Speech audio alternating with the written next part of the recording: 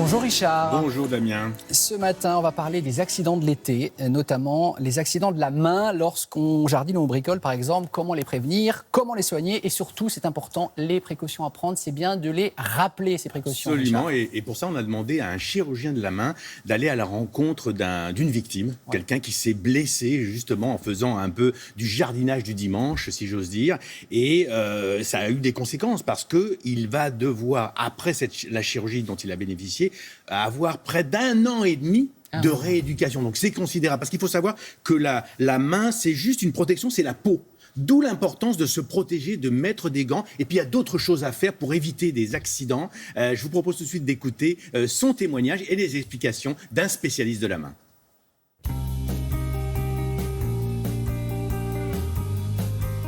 J'ai débuté un arbre qui faisait à peu près 7-8 mètres et puis j'arrivais vers la fin. Malheureusement, j'ai lâché la main gauche du guide de la tronçonneuse en voulant voir si les morceaux étaient bien coupés.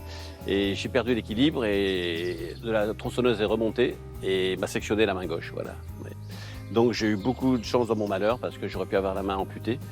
Et aujourd'hui, je suis en phase de rééducation avec les 5 doigts. Donc c'est quand même c'est un miracle. Pour moi, il fallait faire très vite. Il fallait l'emmener le plus vite possible. J'ai pensé à rien. J'ai pris la voiture et je suis partie aux urgences. Je suis chirurgien orthopédiste et je suis spécialiste dans la pathologie du membre supérieur et en particulier la main.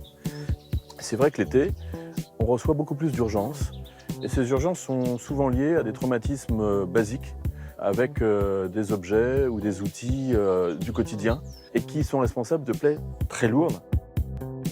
Après la théorie, la pratique, la première chose à utiliser, les gants.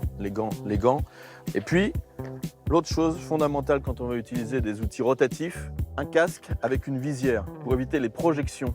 Tous ces outils sont tranchants. Le taille-haie avec bien sûr une double sécurité. On tient ça et on écrase la poignée, on tient l'autre pour le faire, mais l'accident est vite arrivé. Et puis l'arme ultime, la tronçonneuse thermique. Bien qu'elle soit équipée de sécurité, bien qu'on sache la maîtriser, l'accident est vite arrivé. La chaîne continue de tourner, on fait une fausse manœuvre et on sait comment ça se termine. La tondeuse à gazon, elle n'est pas dangereuse en soi si elle est bien protégée, si elle est bien utilisée, avec les sécurités qui sont aujourd'hui parfaites, mais on l'a dit, utiliser au minimum des bottes, éventuellement des chaussures de travail, jamais la retourner, surtout si elle fonctionne, toujours utiliser des gants, ne jamais débourrer, etc. Après le jardinage, après les efforts, après le bricolage, évidemment, il y a le repos, et en particulier le déjeuner. Attention au barbecue. Attention au barbecue, à gaz, à charbon, pas d'essence, pas d'alcool, parce que les brûlures, c'est une catastrophe. Et vous pensez que j'ai une grosse rééducation derrière? 1 an et demi de kiné, de rééducation et d'embêtement. Et grâce à vous, j'ai toujours mes 5 doigts.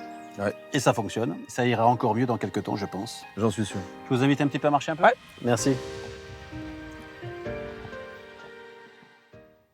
Richard, 1 an et demi de rééducation Oui, pour oui, c'est Philippe, très long. c'est très long. C'est très long parce qu'il faut Parce savoir... que c'est propre à la main. C'est propre à la main. La ouais. main, c'est quoi? Ce sont des tendons, des muscles, des nerfs. Et d'une certaine façon, on va reconstruire cette main qui a été blessée. La Vous voyez, motricité de la main. La motricité, d'où l'importance de la rééducation. Et puis, c'est aussi un handicap. Donc, il va falloir gérer aussi ce handicap. Parfois, il y a des gens qui sont obligés d'abandonner leur travail parce qu'ils utilisent leurs mains. Donc, vous voyez, il faut vraiment faire attention. Il faut vraiment se protéger. Réfléchissez avant de prendre un outil parce que ça peut être des terrible. gants, une visière. Ouais. Vraiment, si ce matin on a pu rappeler des gestes essentiels, tant mieux. Et éviter des accidents, tant mieux.